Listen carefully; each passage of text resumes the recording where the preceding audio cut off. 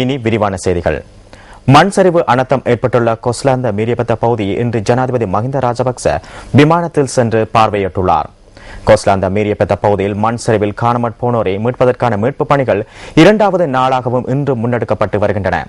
மண் சரிவில் சிக்கி 192 பேர் காணாமற் போயுள்ளதாக இடர் முகாமைத்துவ நிலையம் குறிப்பிடுகின்றது. கொஸ்லாந்த மீரியபத்த பகுதியில் மீட்புப் பணிகள் தொடர்ந்தும் இடம்பெற்று வருகின்றன. இதற்காக ராணுவம் மற்றும் கடற்படையினர் 500க்கும் மேற்பட்ட மீட்பு பணியாளர்கள் ஈடுபட்டுள்ளனர். இந்த சம்பவம் தொடர்பில் செய்தி சேகரிக்க சென்ற எமது அலுவலக செய்தியாளர்கள் அங்கு சென்றுள்ளனர். அங்குள்ள எமது அலுவலக செய்தியாளர் ரஞ்சன் அருண் பிரசாத்தை நேரடியாக நாம் இணைத்துக் கொள்கின்றோம். வணக்கம். வணக்கம் திஷா. வணக்கம் திஷா, நாம கொஸ்டண்டை பகுதியில் நேற்று பாரிய மண் சரிவு சம்பவம் ஒன்று இடம்பெற்று இது இந்த நாட்டு மக்களை மாத்திரமின்றி உலகவாழ் அனைத்து மக்களையும் சோகத்தில் ஆழ்த்திய ஒரு சம்பவமாக பதிவாகியுள்ளது. இலங்கையில் இடம்பெற்ற மிக பாரிய ஒரு அனர்த்தமாக இது பதிவாகின்றது. குறிப்பாக இன்றைய தினம் இந்த பகுதியில் ஒரு மப்பும் மந்தாரமான ஒரு வானிலை நிலவுகின்ற சந்தர்ப்பத்திலும் மீட்பு பணியாளர்கள் தொடர்ச்சியாக இந்த பகுதிக்கு சென்று மீட்பு பணிகளை முன்னெடுத்து வருகின்றனர்.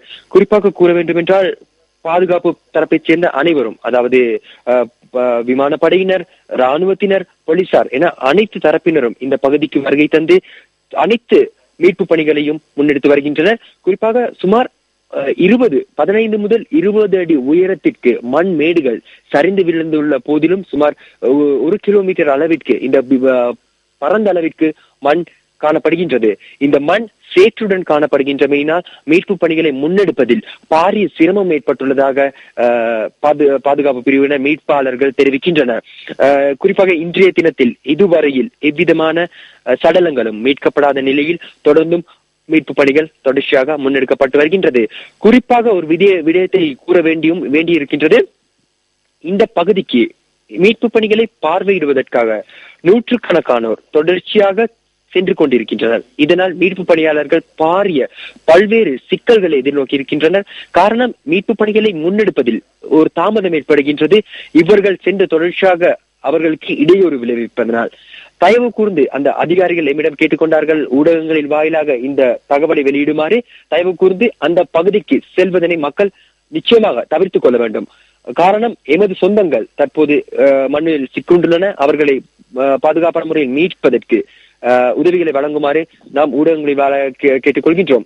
அதே போன்று மக்கள் இந்த பகுதியில் தொடர்ச்சியாக மண் சரிவு ஏற்படுவதற்கான ஒரு அபாய நிலை தொடர்ந்தும் காணப்படுகின்றது.